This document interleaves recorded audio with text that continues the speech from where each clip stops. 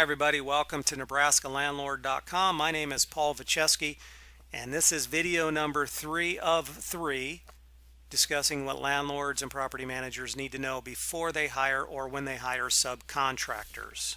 Before we get to the video though, I'd ask you to do me a couple of favors here. First of all, on your screen there's a red subscribe button. If you would just click on that, and that'll subscribe you to the Nebraska Landlord YouTube channel. And then up here in the right hand corner is a bell. If you click on that, you'll be notified every time I upload a new video. It's a great way just to stay in touch with the channel. Alright, so let's talk about the new hire reporting system. A little background first. This is not a new law. It's been around for a long time. Landlords and managers are required to comply with it. Our compliance requirement is we have to report any subcontractors that we hire to do work into the system. The idea behind the system is try to get those that are trying to avoid paying child support using the subcontractor system to pay their child support. So when we hire a subcontractor, we report them through the system. If they owe child support, you're going to be notified that, hey, this person, they owe child support, and here's the steps you need to take if you hire them again.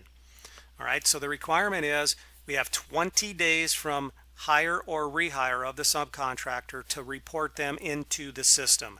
There's a couple of different ways we can put them into the system. The first one is we can use an IRS form W-4. Now the W-4 is typically used if we hire somebody as an actual W-2 employee. Then we can use the W-4. Now, one thing I would tell you, that you're hiring them and you're using the W-4, make sure that it's legible so that people in the system, they can read the writing of the employee.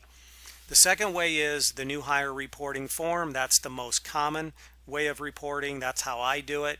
You just type everything into the PDF form, print it, fax it off, or mail it. The third way is to do it online, which is actually the simplest, but a lot of people don't want to do that because they don't want to create an account.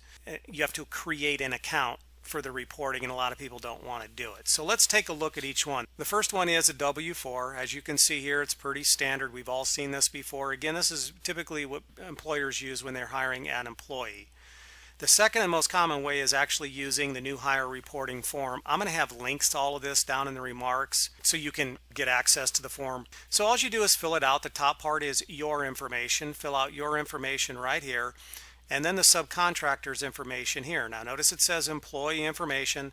Don't worry, the subcontractor is not an employee, so we're going to still collect their social security number, their name, and all that, and then we're going to click right here to identify that they are an independent contractor. Then we're going to print this off and fax it or mail it. The third way is basically to do it online. I'll have a link again down in the remarks where you can, if you want to create an account and report online, you can do it. It's real simple. You just fill out the information, your address, you just hit submit, and what will happen is that'll create an account for you, and then you can go into the portal and basically fill out the form I just showed you, the new hire report form online. It's just quick and easy. Most landlords that I know, they use this system here because they don't want to create an account. Any of them are fine. I'm just showing you the different venues. So here's the contact information. If you fill out the new hire reporting form, you can fax it to this number right here, or you can mail it to this address, or you can do the online. Anyone, they just want people reporting their subs. That's really what they want here. So that's really it. That's the new hire reporting. Understand, it is not voluntary. It is mandatory that you do that. A lot of the subcontractors, they don't want to give the information. Technically and legally, if they don't want to provide the information, then you can be penalized if you use them anyways. So just keep that in mind.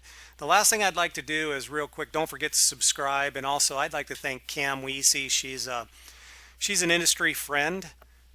She's a CPA with Klug & Weesey. Their outfit is out of Gretna. She's a great resource for landlord tenant tax stuff and all this.